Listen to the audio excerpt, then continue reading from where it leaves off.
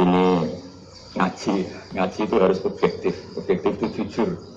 Jadi bisa saja korbannya ayah saya, bisa rektornya, bisa semuanya. Jadi korban dengan makna yang bagus.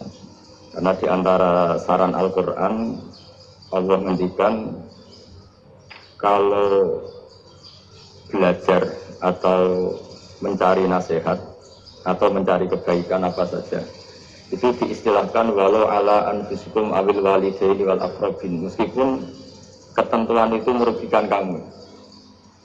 Jadi ketentuan apapun yang merugikan kita harus tetap kaji, meskipun itu tidak menguntungkan kita. Karena banyak problem, mulai dulu punya problem itu. Orang yang wakam da'in yadda'i annahu da'a ilallah, tapi hakikatnya yad'u ila nafsi. Jadi banyak da'i yang mengklaim dirinya mengajak ke Allah dan Rasul, tapi sebetulnya hakikatnya mengajak ke kelompoknya sendiri. Saya ini termasuk kiai yang masuk orisinil. Jadi orisinil gini, suatu saat atau kapan saja saya sudah tidak laku jadi kiai, asal Islam jalan tetap senang. Karena nggak penting yang populer saya apa enggak, itu tidak penting. Yang penting agama ini tetap jalan. Sama, negara ini harus jalan siapapun presidennya. Nah, ini penting saya utarakan karena perbedaan antara nafsu dan komitmen beragama itu tipis sekali. Sehingga dulu pernah ada cerita ini bukti keadilan Rasulullah SAW. Pernah suatu saat Nabi itu ngaji, yang ngaji seperti ini. Terus ada pemuda dengan cueknya melewati masjid yang sedang dipakai Nabi ngaji. Singkat cerita semuanya ngomel ya, bergumam. Celaka betul pemuda itu, ada Nabi ngaji kok udah ikut ya. Tapi Nabi secara besar hati ngendikan, ini ada di beberapa kitab di Fadhailul Kasbi, keutamaan kerja. Kata Nabi, pemuda itu mau mencangkul di lahannya. Jika dia mencari nafkah untuk keluarganya, untuk kebaikannya, maka itu bagian dari ajaranku. Jadi Nabi berbesar hati bahwa kerja seperti itu bagian dari ajarannya. Jadi tidak harus datang ke majelis ngaji. Dan bisa saja yang sedang hadir itu ya, orang yang dari istrinya minta belanja dari ngaji terus tidak dituntut belanja lagi. Mungkin anak-anak UMM yang kesini daripada tengok-tengok yang Malang bosan jalan-jalan ke rumah. Nah, jadi nggak mesti benar juga niatnya. Jadi ya sama itu. Jadi kalau di dunia kiai yang masih orisinil itu, nafsu itu benar-benar dilatih. Maka masyhur dalam cerita ada orang perang sama Ali radhiyallahu anhu. Ketika perang ini sangat semangat. Tapi ketika orang itu meludahi dan Sayyidina Ali ini tersinggung karena diludahi, Sayyidina Ali langsung angkat tangan. Sudah, perangnya nggak usah diteruskan. Karena saya marah sama kamu sekarang demi nafsu karena kamu meludahi saya. Padahal saya tadi motifnya demi Allah dan Rasul. Jadi sangat tipis bedanya kita emosi karena diri kita dan emosi karena Allah dan Rasul. Sehingga ketika diludahi ini terus beliau mikir jangan-jangan perang saya karena saya diludahi. Nah, yang hilang dari peradaban modern adalah Allah itu tidak begitu hadir di hati kita. Saya sering cerita di mana-mana, teks hadis itu sebenarnya berbunyi gini, ini hadis sahih. Mangka na yu'minu billahi wal yawmil akhir fal yukrim jarohu. Ada yang fal yukrim jarohu doifahu, ada yang fal yakul khairan al yasmu. Siapa yang iman dengan Allah dan Rasul maka harus memuliakan tetangganya, memuliakan tamunya. Dulu itu ada seorang ulama dipanggil anak muda, dibully dari sekarang. Wahai kiai, datang ke rumah saya. Datang kiai. Setelah sampai ke rumah orang itu, silakan kiai kembali ke rumahnya. Saya tidak butuh kiai. Kiai itu dengan riang kembali. Setelah di rumah dipanggil lagi. Pak Yai, silakan datang ke rumah saya. Datang lagi. Ya senyum-senyum kiainya santai. Wah, nggak jadi butuh Pak Yai. Silakan kembali lagi. Sampai 3 kali. Oh itu kalau rektor digitukan marah itu. Dosen marah. Kiainya santai. Santai, senyum-senyum, rileks. Ketika ditanya, kenapa Pak Yai tidak tersinggung? Jawabannya unik. Anak muda, saya ini senang sekali nuruti perintah Allah, disuruh menghormati tetangga. Sehingga ketika Anda manggil, ya saya datang. Ketika Anda nyuruh pulang, ya saya pulang. Saya senang sekali nyenang kantongku. Dan itu perintah Allah. Jadi tidak ada hubungannya dengan kamu. Wah, pemudanya nangis minta dimaafin. Kalau kita kan enggak, kita ini dosen, kiai, mungkin kita dokter, mungkin kita profesor. Tapi kita ini sering didikte oleh orang bodoh. Kalau orang bodoh ini jengkel, lo kita ya jengkel. Lo kamu jengkel, dijengkelkan orang bodoh itu namanya terdikte. Itu bodoh apa pinter? Ya itu tidak pinter sama sekali. Kalau betul-betul kamu pinter, hanya bisa didikte oleh Allah Subhanahu wa Ta'ala. Jadi antara hukum Allah apa? Wa ahsin man asa'a ilaika, berbuatlah baik sama orang yang berbuat buruk sama Anda. Itu dikteannya Allah. Kalau dikteannya orang-orang bodoh kayak dimangkel ben mangkel, terus kamu mangkel. Itu bodoh apa pinter? Nah, problem kita kekinian adalah orang pinter, orang bodoh, itu bodoh-bodoh bisa didikte oleh sekelilingnya. Sekarang wataknya kuman seperti itu, wataknya anak-anak seperti itu, kita didikte. Anak-anak jengkelin kita mangkel, jadi kita didikte oleh orang bodoh. Makanya agama itu unik, kadang ngendikan wa ahsin man asa'a ilaika, kadang wasil man qata'aka, sambunglah orang yang memutus kamu. Karena dengan demikian kita hanya didikte oleh Allah Subhanahu wa Ta'ala, bukan didikte oleh hukum sosial. Cara Jawane nak ngapiki tangga sing apik akeh tunggale. Berbuat baik sama yang berbuat baik pada kita itu, untuk orang fasik ya seperti itu, maling ya seperti itu, sama. Tapi kalau berbuat baik sama orang yang berbuat jelek sama kamu itu baru luar biasa. Dan memang teksnya hadis wa ahsin man asa'a ilaika, berbuat baiklah sama orang berbuat buruk sama kamu. Jadi nggak boleh orang didik.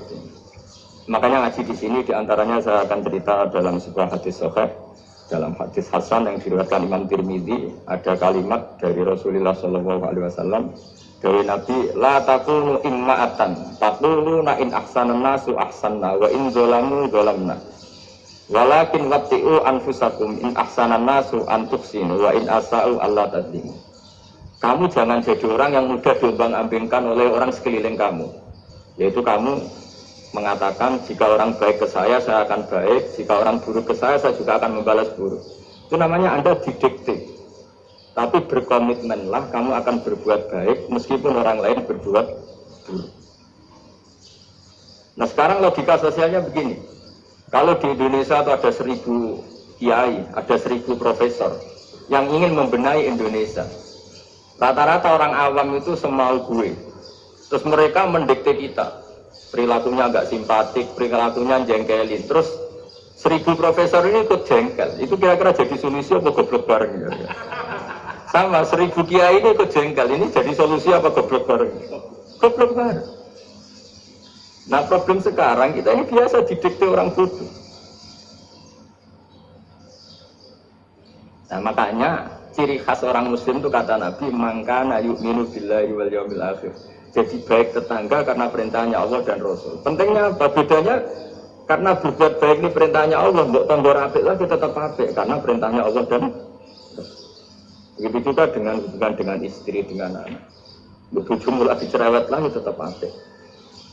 Karena dengan cara itu kita hanya tunduk kepada Allah dan Rasul. Tapi kalau kamu, istri saya kalau baik ya saya baik, kalau enggak ya enggak. Berarti Anda didikte oleh perilakunya dia. Itu latihan, ya kalau dalam bahasa pondok, latihan jadi wali itu yang paling berat itu. Nabi itu kalau sama orang munafik itu sabarnya Masya Allah. Kadang Nabi berdoa kalau orang itu orang munafik. Karena dengan cara seperti itu, bahwa kebaikan Nabi pada seseorang itu atas perintahnya Allah dan Rasul, bukan atas nama servis. Kalau Nabi hanya baik kepada Abu Bakar, itu mungkin orang bilang, sadu nih Abu Bakar baik sama Nabi. Tapi kalau Nabi baik sama orang munafik, Abdullah bin Ubay bin Salul, itu kalau nggak perintahnya Allah dan Rasul itu nggak bisa. Jadi cobalah berlatih seperti itu, sehingga kita tidak mudah didikte. Ya seolah lagi nggak mudah lah didikte. Maka di antara kebaikan Allah dan Rasul adalah bahkan orang zalim saja diberi jatah rahmat. Makanya tadi seperti mukadimah yang dibaca Pak Haris tadi, agama ini rahmatan lil alamin. Orang yang zalim saja dapat jatah apa? Rahmat, apalagi yang soleh. Nah kemudian yang perlu dicatat, kenapa kita menjadi enjoy dengan Islam? Islam itu adalah agama yang tidak didikte oleh materi. Jadi kalau Anda ingin makan enak, mungkin kalau pikiran kebanyakan orang, anak-anak muda yang milenial, yang gaul, ingin makan enak, yang makan yang disukai. Misalnya sate atau bakso Malang atau apa. Kalau orang-orang yang jadi wali nggak gitu cara berpikir. Ini yang masih orisinil. Ditanya, ini dunia baru kesulitan makanan, baru resesi. Cara makan enak gimana? Jawabannya lucu. Ya gampang, idamuhu alju. Idam itu lauk. Kalau kamu ingin makan lauknya paling enak apa? Alju. Kamu harus lapar banget. Sampai kalau puasa itu melihat tempe itu wah, luar biasa. Tapi kalau kamu nggak puasa, air putih itu nggak menantang. Tapi kalau puasa, tempe air putih itu menarik dan Anda tetap lahap. Apa? Karena lauk terbaik adalah alju, yaitu lapar. Nah tapi kita ini enggak, kita ini kayak orang bodoh. Kayak orang bodoh tadi, profesornya makan nyaman ya kalau sesuai selera. Nah, itu kan sama dengan anak-anak ABG. Anak ABG itu makan lahap ya kalau yang disukai. Lalu bedanya apa? ABG sama profesor kalau cara berpikir masih sama kan itu. Kiainya juga gitu, kiai makan enak kalau yang disukai, kalau enggak ada. Itu bedanya apa kiai sama orang awam? Orang awam juga gitu, makan lahap ya kalau yang disukai. Nah ternyata perilaku kita ini yang pintar sama yang bodoh sama. Kalau kamu ingin berkasta lebih baik, itu cara makan enak apa? Idamuhu aljur. Lauk terbaik adalah karena kita sangat lapar. Makanya masyhur dalam cerita-cerita tarikh sirah nabawiyah. Nabi diberi hadiah, beberapa hadiah. Di antaranya ada yang diterima, ada yang enggak. Termasuk yang dikembalikan itu dokter. Ada seorang raja memberi hadiah Nabi dokter Tobit. Itu sama Nabi dikembalikan. Karena dokter ini sudah lama kumpul Nabi itu nggak pernah sakit. Artinya dokter ini putus asa, ini nggak perlu diobatin. Ketika ditanya, kenapa ya Rasulullah engkau tidak pernah sakit? Karena kita ini kaum, kita ini komunitas masyarakat yang tidak akan makan kecuali lapar. Dan kalau sudah makan, berhenti sebelum kenyang. Jadi sederhana sekali pengobatan zaman itu. Sebagian besar penyakit itu pasti disebabkan kita ceroboh dalam hal makan. Sudah ngerti kalau durian masalah, kalau makan durian enggak kehitung gitu. Apalagi kalau gratisan itu berapa banyak. Terus pola tidur juga gitu, kata Nabi. Dan kita tidak tidur kalau tidak sangat ngantuk. Nah, itu namanya orang-orang soleh yang sudah ada didikte materi. Kalau didikte materi kan bisa tidur nyenyak kalau kasurnya enak, AC gini-gini. Sebenarnya enggak, tidur enak itu ya kalau sangat ngantuk. Buat di gudang, buat di bis, kalau sangat ngantuk ya semuanya ya enak. Sama, buat lapar, buat hanya tempe, tapi kalau sangat lapar itu ya enak. Nah ini ilmu yang mulai hilang, ilmu-ilmu yang mulai hilang. Nah, cara ibadah juga gitu. Kita ini kan, saya ini punya bapak kiai, mbak kiai, punya guru yang sangat alim, seorang kiai Memon. Itu dulu kita pengkaji ilmu, itu tidak pernah tahu bedanya NU dan Muhammadiyah. Karena dulu Mbak Darwis itu, Kiai Dahlan itu, dulu ngajinya bersama Mbak Hashim ketika di Indonesia yang ngaji Mbak Soleh Darat. Mbak Soleh Darat itu dulu ngajinya sama buyut saya ke-6, namanya Mbak Soleh Asnawi di Kudus. Mbak Soleh Darat itu dulu alim-alimnya orang Jawa ya Mbak Soleh Darat, Soleh bin Umar. Tempatnya di Semarang, tapi beliau itu sebenarnya orang Jepara yang dekat Kudus. Setelah di Mekah, Mbah Hashim ini mondoknya ya, mulazimnya ke Syekh Mahfud Termas. Tapi sesekali ke Syekh Khatib Minangkabau. Nah yang Mbah Ahmad Dahlan lebih sering ke Syekh Khatib Minangkabau, sesekali ke Mbah Mahfud. Singkat cerita, karena Syekh Khatib Minangkabau sudah modern ya, terlibat organisasi dunia. Pas itu beliau pengagum Muhammad Abduh, pengagum Rasid Ridho.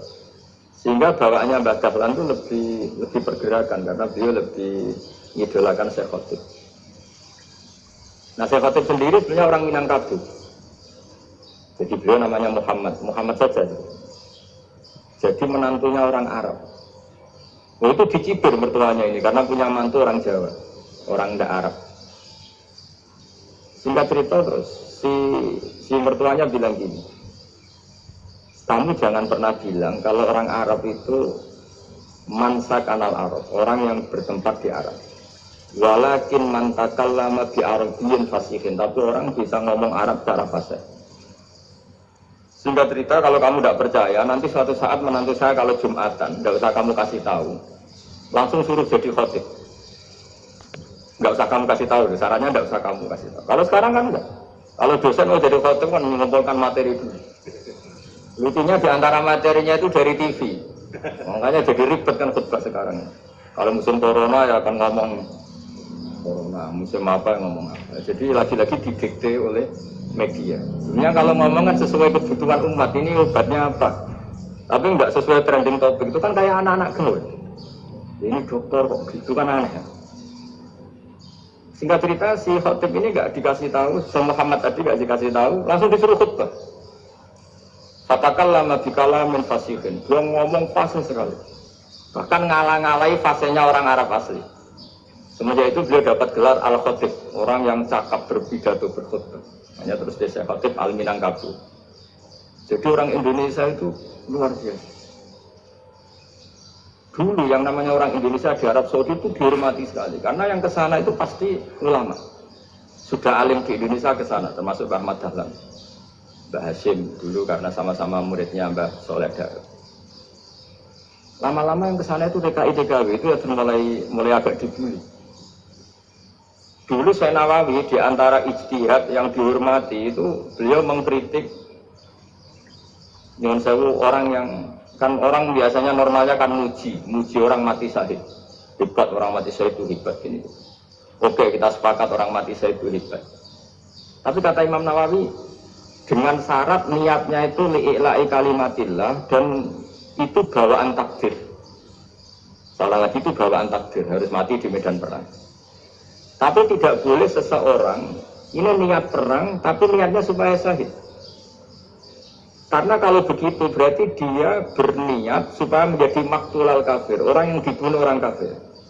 Kedua, dengan dia mati berarti pasukan Islam berkurang. Berarti dia ingin pasukan berkurang, hanya ambisinya dia ingin langsung ke surga. Misalnya pasukan orang Islam itu 10, orang kafir 10. Kalau kamu ingin syahid berarti mati 1 kan, tinggal 9 kan. Nah kalau yang seperti itu 10 kan mati semua. Gara-gara ingin syahid akhirnya perangi rapati tenanan, benang mati, benang lebu. Kata Syekh Nawawi, ya enggak. Kalau kamu perang sama orang kafir ya niat menang. Dengan niat menang ini kamu ingin diilai kalimatillah. Tapi kalau kamu ingin syahid berarti kamu menuruti keinginan nafsu kamu yang cepat masuk surga. Itu orang Arab kagumnya bukan main. Karena di mana-mana orang itu dinilai dari niatnya. Paham ini ya? Tapi perang loh ya, dalam kondisi perang, bukan teroris. Perang itu artinya orang kafir yang ingin bunuh kita, itu perang namanya apa? Dulu orang cerita syahid itu hanya pokoknya syahid itu hebat, pokoknya syahid itu hebat. Syahid di medan perang itu hebat, pokoknya syahid di medan perang hebat. Tapi ketika Syekh Nawawi memberi penjelasan ilmiah, jika kamu perang ingin cepat mati, ingin cepat syahid, artinya ini untuk pemenuhan diri kamu, karena kamu bayangkan langsung masuk surga. Kamu lupa bahwa dengan kamu dibunuh, kekuatan Islam berkurang. Akhirnya beliau memberi penjelasan, syahid itu bagus, itu sebagai takdir. Hanya takdir itu kita perang yang ingin menang, tapi takdirnya mati. Jangan dibalik, oleh perang rapati tenanan, benang mati, lalu itu yang pertama, termasuk ulama yang pertama memberi penjelasan itu Syekh Nawawi. Akhirnya melahirkan kekaguman yang luar biasa dengan tafsir munirnya. Terus beliau itu orang yang rileks kalau menjelaskan ilmu. Ini juga guru-gurunya Mbah Hashim, Mbah Guru sama Mbah Hashim, sama Mbah Ahmad Dahlan Syekh Nawawi. Jadi dulu yang alim di Arab itu ada Syekh Nawawi, ada Syekh Khotib Minangkabau, ada Syekh Bakir Jogja, ada Syekh Mahfud Termas. Itu orang Indonesia banyak sekali yang alim. Bahkan diantaranya yang dikagumi Al-Azhar itu juga orang Indonesia, nama Syekh Abdul Manan, itu mbahnya Syekh Mahfud Termas.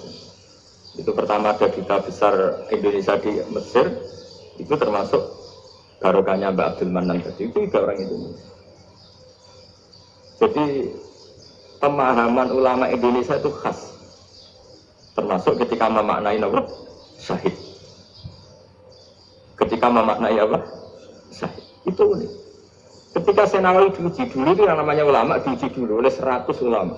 Jadi dulu ada kompetisi. Imam Bukhari diakui jadi ahli hadis itu diuji oleh mi'atul muhaddisin, 100 orang ahli hadis, sanad dibolak-balik, matanya dibolak-balik, tapi beliau tetap bisa mengembalikan proporsi sanad itu. Senawi pernah diuji gini. Ayul afdol al ulama awis salatin.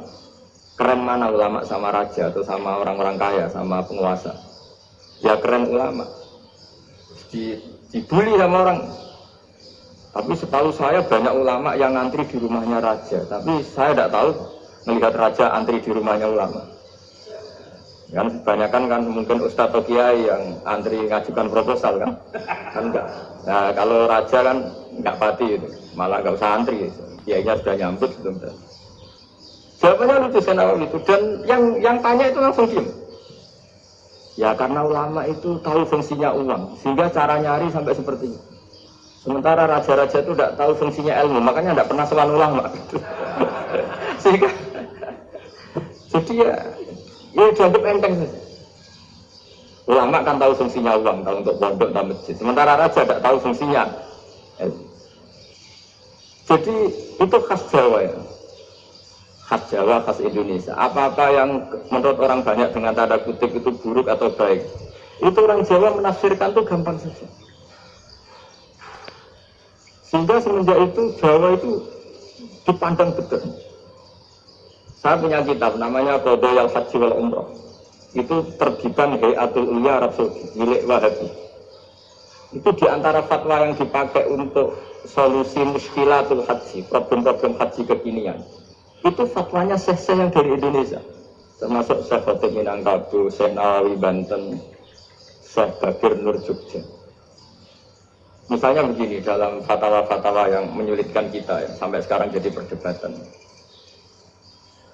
Ketika Safa dan Marwah itu dengan batas tertentu, saya ulang lagi dengan batas tertentu, mau tidak mau atas nama kebutuhan, itu kan butuh perluasan.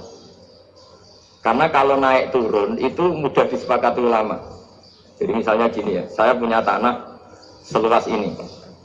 Pasti orang akan mengatakan sampai bawah ya tanah saya, sampai atas tanah saya. Itu mujma' alaih, disepakati. Sehingga Nabi ngendikan al-Ka'bah min tuhumil ardi ilas sama Ka'batun. Ka'bah sampai ujung bumi, sampai ke aras semuanya Ka'bah. Sehingga tidak ada perdebatan ulama ketika Masjid Haram di tingkat, kemudian yang di atas sholat. Tetap dia menghadap Ka'bah. Tidak harus diluk melihat di bawah, enggak. Karena Ka'bah sampai langit. Sama, tanah Anda kamu tingkat sampai 10, enggak ada tetangga protes. Karena bawah sampai atas tanah Anda. Tapi kalau diperluas, tanah Anda kamu luaskan setengah meter saja atau 3 cm saja, itu geger betonggo. Karena di mana-mana batas itu ya tadi, kalau atas bawah miliknya, kalau samping enggak. Pertanyaannya, perluasan Mina itu ke samping. Perluasannya Matos yang Mas'ah itu juga ke samping. Bakar kan ulama dunia. Bagaimana hukumnya Mina Jadid? Mina yang diperbarui atau Mina yang diperluas. Itu diantara rujukan baik yang membolehkan maupun yang menentang. Itu ya sese Indonesia. Itu orisinal tuh. Saya punya kitab orisinal terbitan Hayatul Ulya, kira-kira ya kemenangnya Arab Saudi kalau di Indonesia itu. Itu yang dirujuk Dawe Syekh Nawawi, Dawe Syekh Khatib Minangkabau. Karena apa?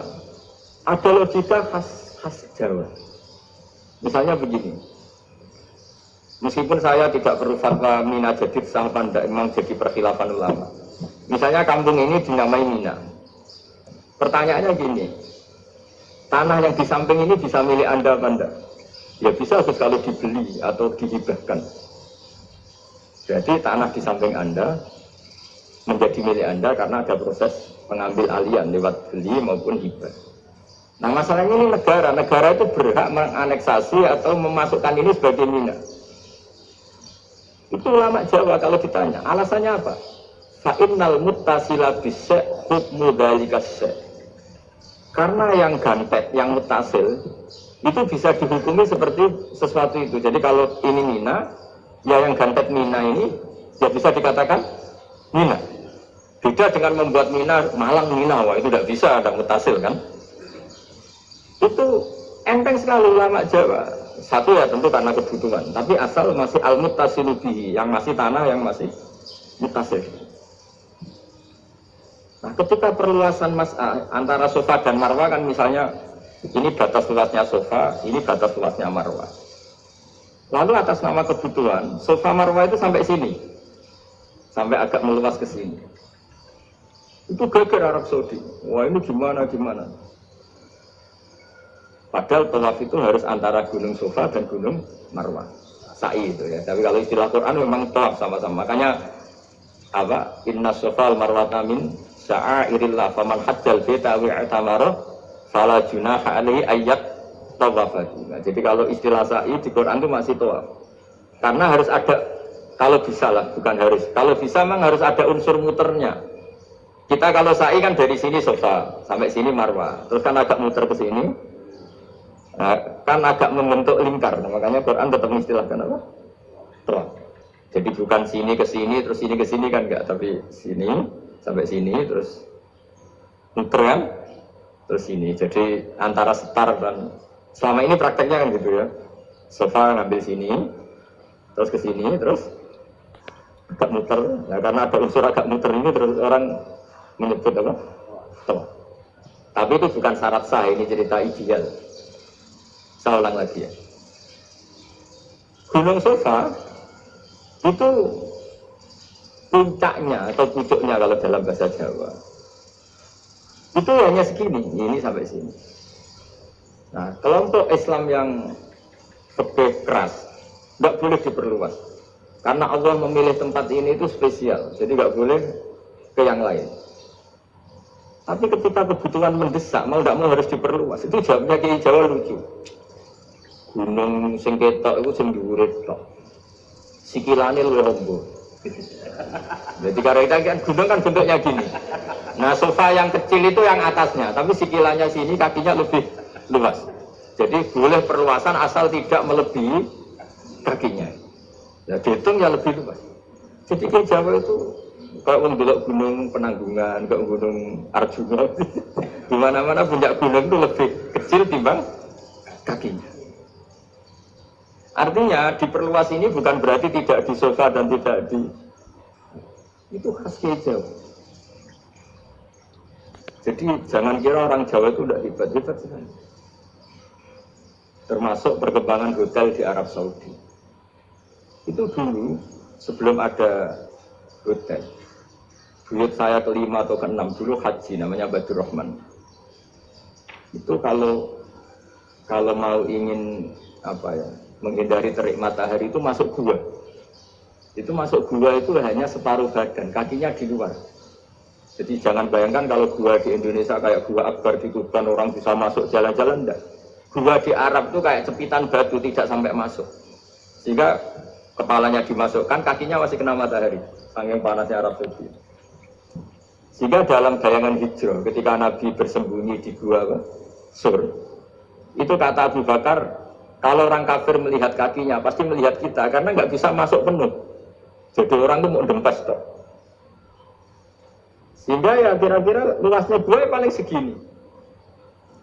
Makanya guyonannya Kiai itu untung nggak kayak gua Indonesia. Kalau kayak gua Indonesia laba-labanya capek karena luas kan. Jadi jangan bayangkan gua Arab itu kayak gua Indonesia. Makanya bayangannya, andai kan orang itu melihat ke bawah pasti melihat kita karena orangnya nggak bisa masuk penuh, nggak bisa masuk 100%. Ya kayak cepitan batu lah mirip. Itu kan mirip Gunung Uhud. Gunung Uhud kata Rasulullah, nanti kalau kamu perang itu di atas, menang atau kalah di atas. Musuh biar di bawah. Dengan di atas kamu bisa mana?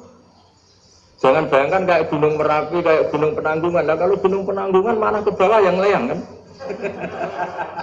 Jadi gunung di Arab itu kayak bukit. Ya sampean pernah kan ke Uhud itu ya sama ini aja tinggi ini kan? Nah ini yang mulai ada mis. Makanya terjemah itu susah di Indonesia. Karena jabal itu udah harus tinggi. Kalau tinggi nggak bisa mana dari atas ke bawah kan nggak ngefek kan? Sama kalau ke Uhud gunungnya kan pendek sekali sehingga yang mana dari atas ke bawah ya kalau kena musuh ya celaka karena memang dekat. Ya kalau gunung Indonesia Mana dari atas ke bawah yang ngeleyak nggak ngefek. Nah itu susahnya nerjemah bahasa Arab ke kita. Jadi apa ya? Transkrip itu nggak gampang karena ada pengertian yang beda. Kita kalau bilang gunung itu tinggi sekali. Sampai banyak mahasiswa tersesat dari saking tingginya. Kalau orang naik ubud nggak akan tersesat, wong ketok dari bawah. Nah ini pentingnya ngaji ya. Jadi akhirnya ulama-ulama Indonesia itu dipakai rujukan. Jadi mulai Mbah Hasyim, Mbah Ahmad Dahlan sampai era buyut-buyut itu masih orang alim. Lama-lama yang di Indonesia ini orang-orang yang bodoh. Sehingga orang Jawa kalau ke sana dibully, ya Jawa tak puluh kaya. Orang Jawa itu penggaweannya itu makan ular. Karena belut itu kalau di kamus itu persis ular. Dulu itu kan kamus tidak full color. Gara-gara gak full color, gambar belut sama ular itu sama. Belut itu belut sama ular kalau nggak full color gambarnya sama apa enggak? Sama. Terus orang Jawa itu kan masih banyak yang makan bajing, itu apa? Ketupai. Bajing kalau digambar tidak full color sama dengan tikus. Gambar yang tidak warna, hitam putih. Sehingga kita ini dibully pemakan tikus dan pemakan ular. Karena belut itu persis ular kalau digambar yang tidak full color. Sampai datang Syekhona Khalil, datang lama. Ngarang kitab itu judulnya Al-Belut. Karena nggak terima bangsanya dinyek makan apa? Ular. Itu parang.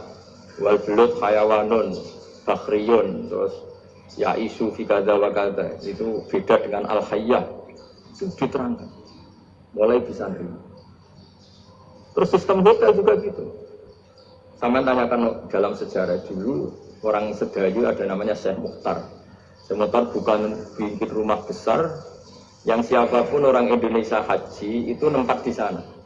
Nah ini yang menginspirasi akhirnya ada hotel. Dulu Syekh Mukhtar hanya menyediakan untuk hujat-hujat Indonesia. Lama-lama jadi hotel. Tidak mau saya mau cerita. Kata Mbak Mun sering cerita. Kenapa wama arsalnaka ila rahmatalil alamin, kata Mbak Mun. Allah itu pasti bikin ulama yang tidak produk Arab itu pasti ada. Kalau orang Arab jadi ulama wajar, bahasanya Arab, domisilinya di Arab. Tapi Allah akan selalu bikin ulama yang tidak bangsa Arab. Imam Ghazali itu Tus itu Persia. Imam Bukhari itu kira-kira kalau sekarang ikut Uzbek. Ya, Imam Bukhari itu kalau negara sekarang ikut mana? Uzbek. Kenapa demikian kata Mbak Mun? Karena Allah sudah ngendikan wama arsalnaka ila kafatal linnas. Manusia semua ini kena khitabnya Islam. Kalau tidak ada ulama yang dari berbagai negara, kesannya Islam itu hanya milik orang Arab Saudi. Makanya Allah selalu bikin ulama-ulama yang bahkan tidak Arab. Termasuk Imamul Muhaddisin, yaitu Imam Bukhari, itu orang Uzbek, orang Rusia lah kalau sekarang ikut Uni Soviet dulu. Imam Ghazali itu orang Persia. Syekh Nawawi itu orang Banten. Karena Allah ingin memaklumatkan bahwa Islam ini untuk semua. Sehingga orang yang tidak Arab pun bisa belajar Islam. Yang alimnya itu gak kalah sama orang apa? Arab. Makanya ini PR ya. Kalau Gus Dah Ploso nanti ngendikan suatu saat orang belajar Islam itu bahkan orang Arab pun bisa belajar ke Indonesia. Kalau orang Indonesia bisa alim betul kayak dulu. Sekarang banyak liga antar ulama. Itu orang Indonesia pasti masuk. Ulama-ulama top dunia. Itu pasti orang Indonesia banyak yang masuk. Karena tadi, ketika orang Indonesia baca kitab, itu orang Arab itu kagum. Kok bisa ada bahasanya baca secara benar? Bukan sekedar bisa baca secara benar. Karena memang dilatih sedemikian rupa di pondok-pondok. Makanya kita semua lah, yang alim di Indonesia itu kemana-mana ya pasti alim. Dulu putra Mbah Mun namanya Gus Zofur itu tahun pertama ya sudah the best di tahun pertama. Kalau tahun pertama the bestnya ilmunya bawaan dari sarang, dari keluarganya. Gus Najib mondok di Said Muhammad tahun pertama sudah dipuji sebagai yang teralim karena ya sanu. Kalau dipujinya tahun ketiga, tahun keempat kan mungkin dapat dari sana. Ini tahun pertama. Salah lagi tahun Karena pengajaran di Indonesia itu luar biasa di pondok-pondok. Makanya kalau dalam anekdot pondok itu cerita-cerita lucu. Ada orang Jakarta ngaji, setelah di kelas itu kelengahan terus. Melihat jendela, lihat pintu terus. Lama-lama gurunya marah. Kamu diajarin kok tidak punya sopan. Melihat pintu terus tidak memperhatikan guru. Anak Betawinya jamnya lucu. Tapi Pak Guru bohong. Kenapa ya? Kamu Pak Guru bilang Ja'a Zaidun, Zaid datang. Tak lihat nggak ada yang datang. Nah itu contoh nasab kan ro'a itu Zaidan. Saya melihat Zaid, saya nggak melihat Zaid. Contoh ketiga yang jar kan maror itu di Zaidin. Saya berjalan ketemu Zaid. Pak Guru diam di situ nggak jalan-jalan. Jadi saking detailnya Indonesia diajari. Kalau rofa Ja'a Zaidun, kalau nasab ro'a itu Zaidan, kalau jar maror itu di Zaidin. Nah si murid Betawi ini karena pertama sekolah, ngiranya gurunya itu cerita, Zaid datang. Makanya dia lihat pintu terus, mana katanya datang kok tidak datang-datang. Nah dengan latihan seperti itu, kemungkinan orang Indonesia salah itu kecil karena memang dilatih betul. Saya ulang lagi karena memang dilatih betul. Sehingga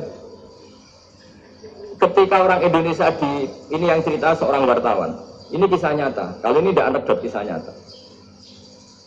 Ada wartawan internasional meliput Ramlah itu di Gaza, di Palestina. Wartawan Indonesia ini hanya bisa bahasa Inggris. Dijak ngomong bahasa Arab. Terus dia bilang saya tidak bisa. Saya tidak bisa, saya bisanya ngomong Inggris. Tapi apa yang terjadi setelah sholat, si Indonesia ini jadi imam pakai sholat jariah lagi. Baca bismillah benar, bismillah hijar karena mudhof ilaih. Terus ketika iktidal ya benar, Rabbana lakal hamdu mil'us samawati wa mil'ardi benar. Ketika tahiyat ya benar, at-tahiyatul mubarakatuh sholawat.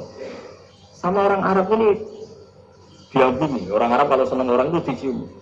Kamu tawaduk, sebenarnya kamu itu ahli bahasa Arab. Karena orang Indonesia sekali sholat itu nggak ada yang salah. Meskipun benarnya karena hafalan, tapi bagi yang ahli nahwu itu hebat. Misalnya kita kalau menghafalkan kan bismillahi, bismijar karena ba, Allah hijar karena mudhof ilaih, ar-rahman hijar karena sifat, ar-rahim karena sifat, alhamdulillah rofa karena mubtada, lillahi jar karena ada huruf jarli, rabbi jar karena sifat. Sebetulnya enggak karena pinter, tapi karena hafalan. Tapi orang Indonesia hebatnya itu benar terus. Rabbana lakal hamdu. Ya kan, alhamdulillah rofa, terus mil'us samawati ya rofa karena sifat. Sehingga terus orang Indonesia kalau sholat di Timur Tengah itu dipuji. Karena maksudnya ya benar, rofa nasabnya juga benar. Nah itu di negara lain tidak ada nggak Indonesia. Orang Cina itu sering bikin marah orang-orang Arab. Karena kalau dongo itu nggak fasih kayak orang Indonesia. Orang Indonesia kalau dongo ya Allahumma tahhir qalbi. Orang Cina ini yang jadi guyon di Arab. Allahumma tahhir qalbi. Itu kan bedanya aja. Itu orang Arab pertama membiarin. Lama-lama kalbun entak gitu. Maksudnya asu-asumu gitu. Karena dia bilangnya qaf itu kaf. Jadi kalau Allahumma Allah tahhir, kula aturi nyucikno panjenengan kalbi ing asu ingsun kan. Tapi kalau qalbi itu ati ingsun, tapi kalau kalbi anjing ingsun. Bedanya qaf sama kaf. Ada orang-orang kalbun entak. Asu-asumu. Maksudnya kan. Tapi padahal orang Cina itu paling dilihat teksnya ya pakai qaf. Orang Indonesia enggak, mulai kecil dilatih, sak fase-fase. Sampai ya, sulit betul latihan Fatihah itu. Kalau di Kudus malah sampai 3 bulan Fatihah. Sampai at-tahiyyatu, kurang bersih. At-tahiyyatu sampai itu. Sampai ada cerita itu orang dipanggil Maftuhin, enggak melengak, harus Maftuhin. Tapi barokahnya itu, orang Indonesia kalau dongo memang benar-benar Allahumma tahhir qalbi. Ya Allah sucikan hati kami, bukan tahhir. Karena sekali jadi kaf itu maknanya anjing saya, ya Allah sucikan anjing. Jadi ini orang Indonesia. Jadi kata Mbah Mun, dawe Mbah Mun, illaka fatal linnas, bahwa agama ini milik semuanya. Itu diantara bukti Allah menghendaki atau mendesain Islam seperti ini. Orang yang belajar di Indonesia itu pengetahuannya Islam, pengetahuannya tentang Islam itu tidak kalah sama yang belajar di Al-Azhar, sama yang belajar di Arab Saudi.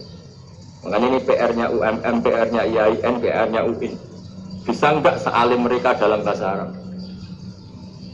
Nah, bahasa Arabnya Mu'man anta, ana zaidun. Jangan sampai, karena kita di sana ini kadang dibully. Orang Arab itu kalau bully kita, sama tak kasih cerita, itu ngawurnya masuk. Kata dia, ada anak orang Indonesia haji. Si anaknya orang Indonesia dijotos sama anaknya orang Arab. Dijotos, dipukul. Sehingga cerita terus si orang Indonesia nggak terima, anaknya yang orang Arab dipukul. Yang balas bapaknya. Orang Arab tanya, 5 ada dorok ini, kenapa kamu mukul anak saya? Itu orang Indonesia bahasa, wah aku gila. Jadi hanya bilang gitu. Artinya anak saya dihadai maka tak ada. Arabnya gitu. Anak saya dipukul maka saya balas mukul. Itu orang Arab mandok gitu. Paham? Suatu saat ada orang Indonesia itu sama orang Arab itu dilus-lus itu ya digini-giniin. Karena dia latihan bahasa Indonesia, latihan bahasa Arabnya itu masih mufrodat. Jadi kalau mengartikan yadun itu tangan, saro itu jalan. Jadi kalau jalan ya saro-saro. Roksun itu kepala. Ana itu ingsun. Jadi karena dia nggak ngerti penggunaannya. Itu bahasa Arabnya itu yadun anta. Jadi bukan yaduka tapi yadun anta. Berarti tangan kamu. Saro-saro itu jalan-jalan. Ala si ana yang atas sirah ingsun. Jadi mestinya yang benar kan yaduka saro ala roksi atau gitu. Tapi enggak dipotong-potong. Yadun tangan kan anta kamu. Berarti tangan kamu. Saro-saro jalan-jalan. Roksun itu sirah, anak ingsun. Jadi di atas kepala saya. Orang Arab tertawa-tawa. Tapi paham?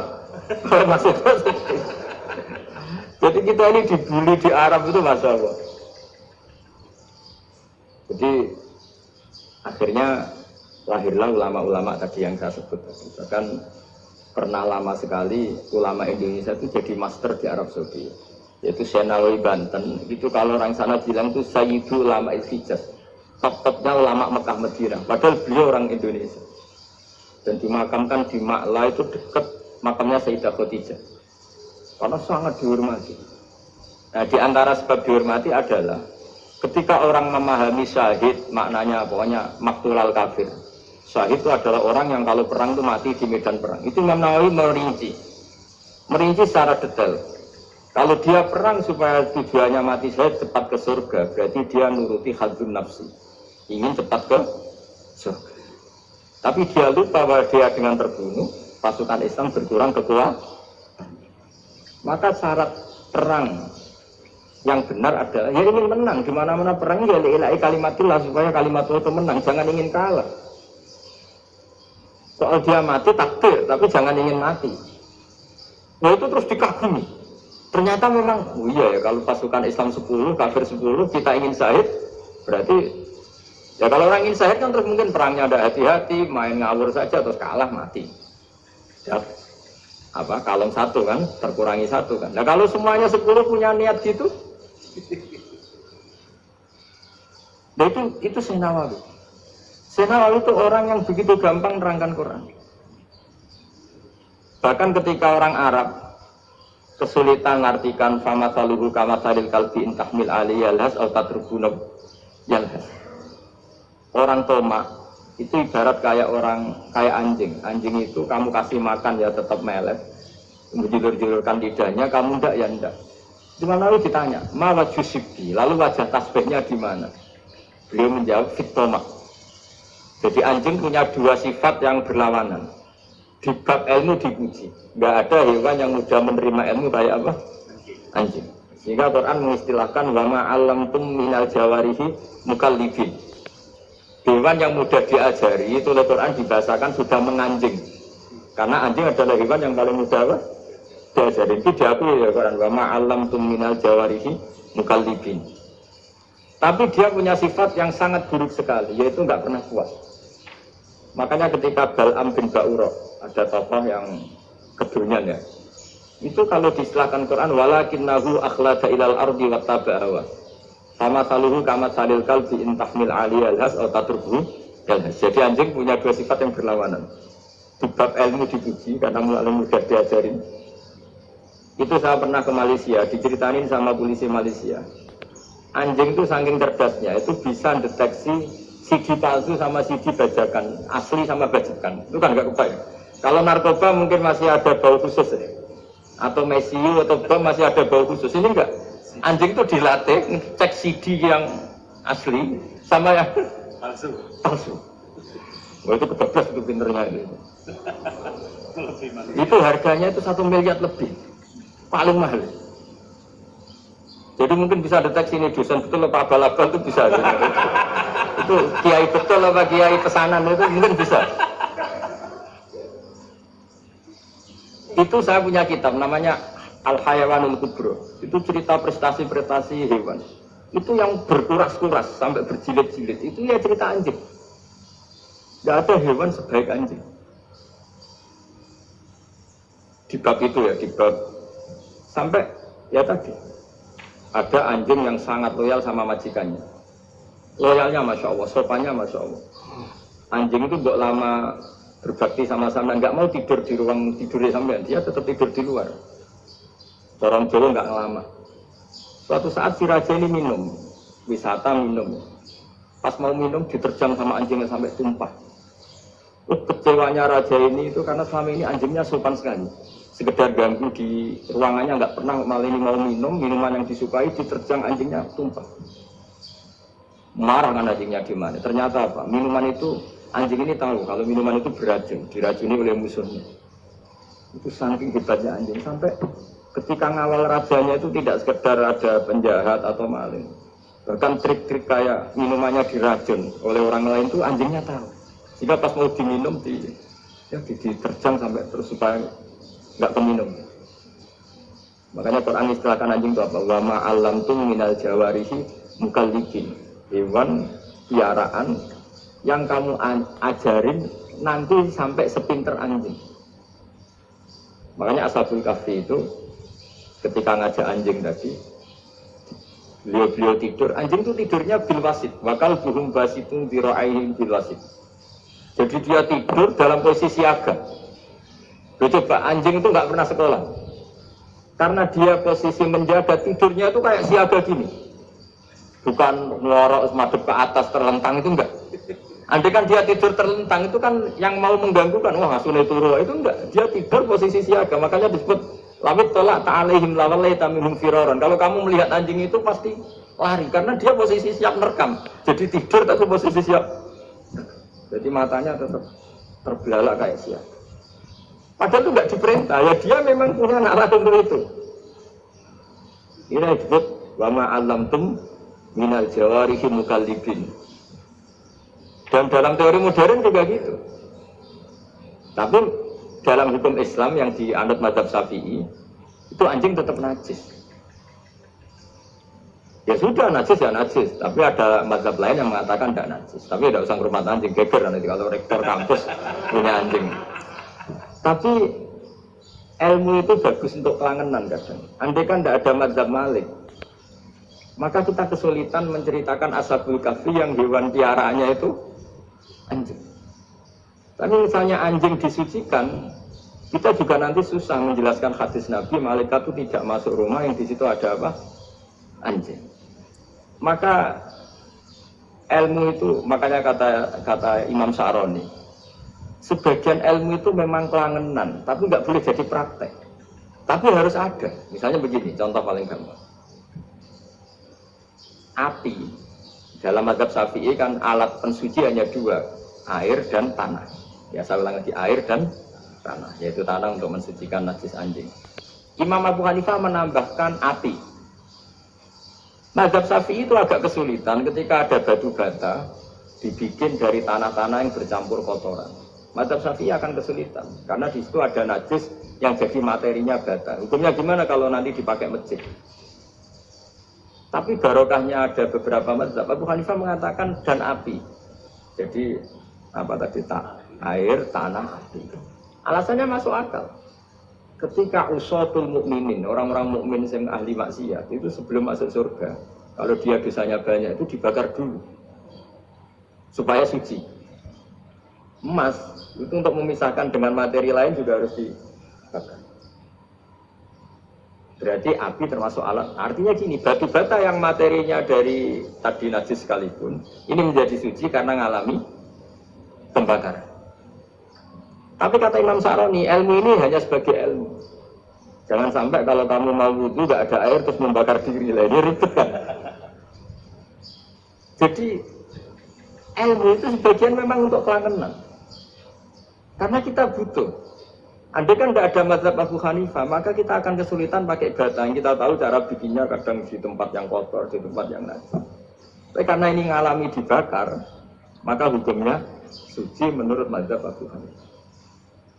Dan itu sering. Ulama itu sampai apa? Saya punya kitab fikih namanya Fardul Masail. Pengandaian ada masalah. Jadi masalah itu belum terjadi tapi diandaikan. Misalnya kayak di Texas. Bumi itu bulat-bulat. Texas itu kalau dibor itu pas Ka'bah. Lalu kiblatnya di mana? Bumi ini kan hanya rubuk-rubuk seperempat. Yang ada arah itu seperempat. Tapi kalau Ka'bah itu sama Texas atau Texas dengan Ka'bah itu lalu kiblatnya mana?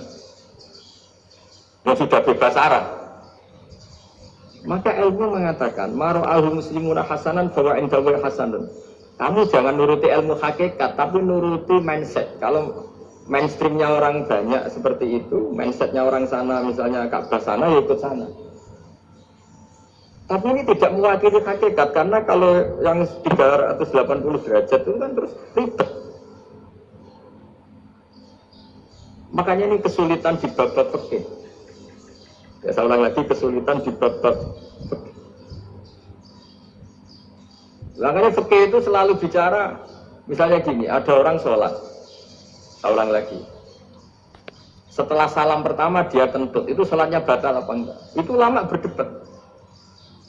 Yang dikatakan rukun sholat itu salam pertama. Sehingga orang kalau sudah salam pertama, maka sudah keluar dari sholat. Maka kalau kentut gak apa-apa, wong yang keluar dari sholat itu salam pertama. Tapi lalu pertanyaannya, kenapa Nabi salam 2 kali? Lalu yang kedua gunanya apa? Ribet kan, partai ini kalah pasti kalau ditanya gitu.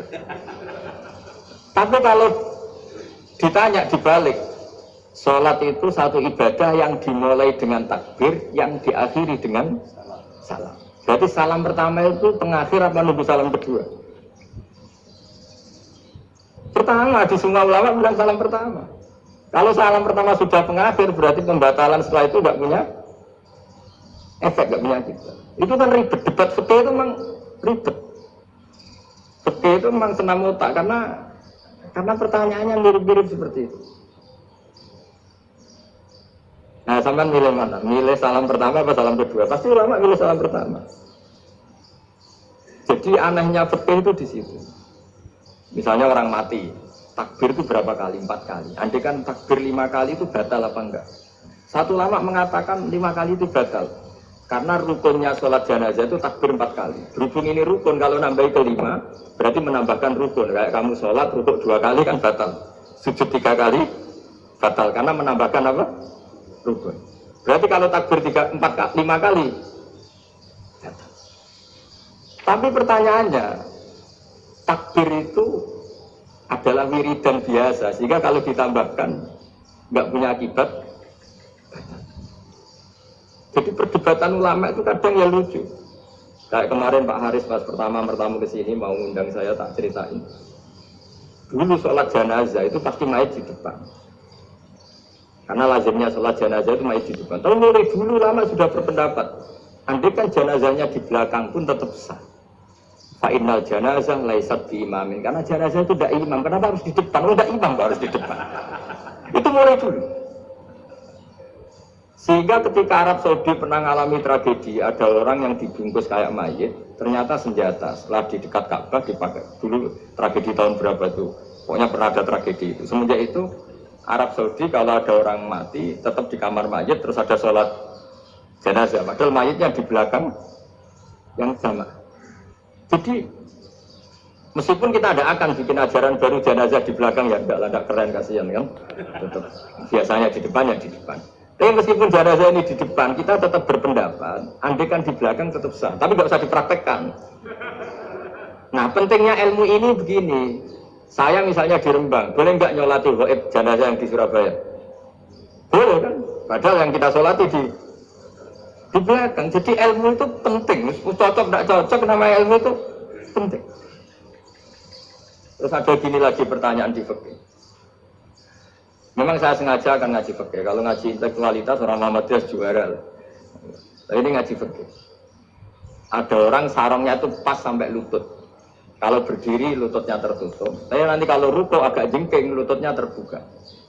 Itu batalnya nunggu ruko apa mulai takbir sudah batal? Padahal pasti nanti batal kalau ruko ini. Itu ada ulama yang mengatakan, ya batalnya nunggu ruko. Bagaimanapun terjadinya pembatalan nunggu ruko. Ada ulama mengatakan yang enggak mulai awal sudah tidak sah itu, karena pasti ngalami. Nah, pertanyaan-pertanyaan seperti itu penting karena lalu Allah menilai apa? Ya nilai niatnya. Misalnya gini, kalau contoh itu mungkin Anda tidak tertarik, tapi contoh begini. Kita mau operasi jam 10 siang. Kita tahu kalau nanti 10 siang akan divonis medis harus makan karena mau berobat.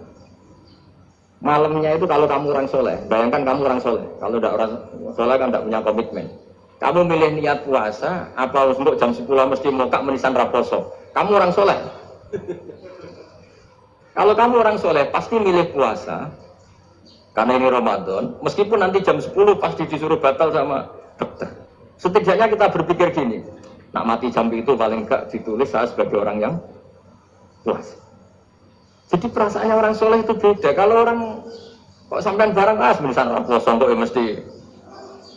Sampean tidak pernah berpikir bahwa puasa mulai fajar sampai jam 10 itu luar biasa. Bisa saja kita mati jam 7, bisa saja mati jam 6. Kan ditulis Allah sebagai orang yang berkomitmen terhadap puasa.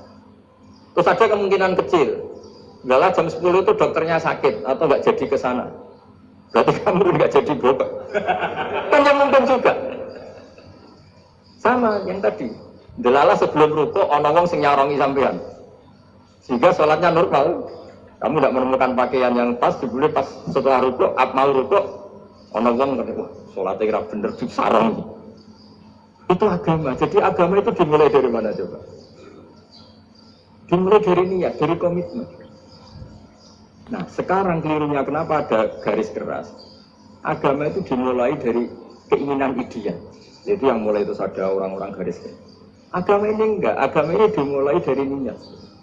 Sampai ada kaidah agama la yudroku kullu, la yudroku kullu. Kalau tidak bisa ideal, jangan ditinggalkan sama. Tapi orang enggak, sekarang bayangkan Islam itu ideal. Pemimpinnya ya soleh, masyarakatnya soleh, enggak ada maksiat, enggak ada. Dan apa ilmu? Kalau secara ilmu mulai dulu ya ada orang dolim, ada orang soleh. Nabi kurang baiknya. Di angkatan itu ada orang munafik. Sehingga ulama itu sudah berpendapat ideal itu yang zaman Nabi saja ada orang apa? Munafik. Itu ilmu. Kalau menurut kelangenan inginnya dunia ya steril, nggak ada maksiat, nggak ada. Dan agama itu diciptakan Allah itu memang unik. Calon Nabi misalnya, Nabi Musa itu sing rumah Fir'aun. Ketika Nabi Muhammad lahir, sing ribet manitia ini Abu Lahab. Orang dosen UMF. Coba. Karena Allah ingin memaklumatkan ke kita bahwa agama ini akan hidup di kondisi apapun.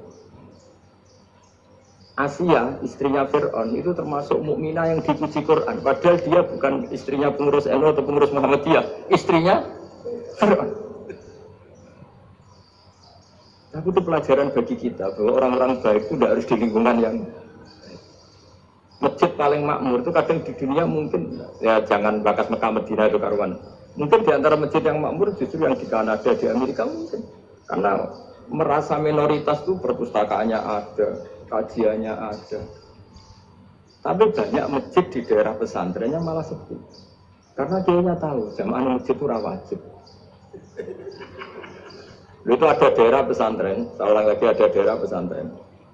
Didikan pengajian, monggo nekani pengajian, maca selawat ning omahe ganjaran padha wae. Ribet kan? Mau dibantah itu benar, mau dibiarin merusak tatanan. Jadi saya mohon sekali ya, jadi ilmu itu diperbandingkan supaya perbedaan-perbedaan itu biasa. Dulu Imam Malik itu punya murid namanya Imam Syafi'i. Itu dalam banyak hal. Itu perbedaannya tajam sekali. Ya saya ulang lagi, dalam banyak hal itu perbedaannya tajam sekali. Misalnya begini. Ini terakhir percontohan saya fikih, nanti dikaji sendiri. Ada seorang A'rabi, Ja'a A'rabiyun. Ini di hadis Sahih diulang lagi semua Al-Kutubus Sittah ada peristiwa ini. Ja'a A'rabiyun ila Rasulillah sallallahu alaihi wasallam faqala ya Rasulullah ahlaktu. Qala wa ma ahlakaka? Qala wa fatu imraati fi nahari Ramadan. Ya Rasulullah, saya ini orang yang rusak. Kenapa? Saya ini hubungan intim sama istri saya ketika masih siang Ramadan. Singkat cerita orang ini dihukum berat sama Nabi. Hukumannya adalah karena dia membatalkan puasa ketika dengan hubungan intim. Sama Nabi dihukum, kamu harus merdekakan budak. Wah, tidak mampu ya Rasulullah, saya tidak punya budak. Jadi ini bukti bahwa agama ini sangat sosial, sehingga sebagian kafarah harus memerdekakan budak. Kamu kalau gitu puasa 2 bulan, yang baru puasa 2 hari aja kecelakaan, malah disuruh puasa 2 bulan. Ya sudah, kamu ngasih makan 60 orang miskin, saya ini orang paling miskin. Jadi sudah miskin, agak hiper lah orangnya, bosok-bosok kok gitu. Itu kata ulama, kalau orang Jawa gak mungkin, makanannya tempe mendoan, gak mungkin. Di Jawa itu nggak mungkin lah, ada orang batal puasa karena hubungan intim. Ke istrinya nggak cantik, cerewet, sang lanang mangane mendoan. Itu nggak mungkin, kecelakaan itu nggak mungkin. Nggak mungkin itu. Tapi kalau Arab mungkin karena makanannya apa? Daging. Singkat cerita, terus pertanyaannya gini. Kalau batal biasa itu kan bayarnya puasa 1 hari. Kalau batal pakai hubungan intim, pakai jima kalau dalam bahasa fikih itu kafarohnya berat, yaitu merdekakan budak atau puasa 2 bulan berturut-turut. Pertanyaannya gini, jima istri itu boleh loh tidak zina? Orang jima istri itu boleh loh tidak zina? Itu kan hukumannya berat. Nah terus Imam Malik berpikir kalau gitu tidak harus jima dong. Poso-poso, rana uzur, rana apa terus nyate. Esok mangan bakso tanpa ada alasan syar'i. Hukumnya harus sama dong, karena jima hukumnya boleh, berarti semua iftar, semua pembatalan puasa yang tidak ada uzur syara, maka hukumnya sama, yaitu sanksinya sama. Masuk akal enggak? Masuk akal dalam madzhab Imam Malik. Dalam madzhab Syafi'i enggak. Mulai dulu jima itu beda. Yang pertama nih wong mangan itu oleh, tapi nak bojomu jima itu harus nemen ngawur lah. Tetap beda. Dari Imam Syafi'i itu pokoknya beda, jima sama makan itu beda. Lah ya terus setelah itu terus ada pertanyaan. Bagaimana kalau makan dulu baru jima? Ribet kan? Makanya itu sampai dibabkan kitabul khilafil fikih, bab merekayasa fikih. Makanya itu perdebatannya orang Hanafi sama Imam Syafi'i juga sama. Ada orang jam segini lapar sekali, kalau langsung makan kan kena sanksi. Ya pergi aja dulu. Pura-pura ngaji ke Gus Bak gitu. Nanti kan jadi musafir kan?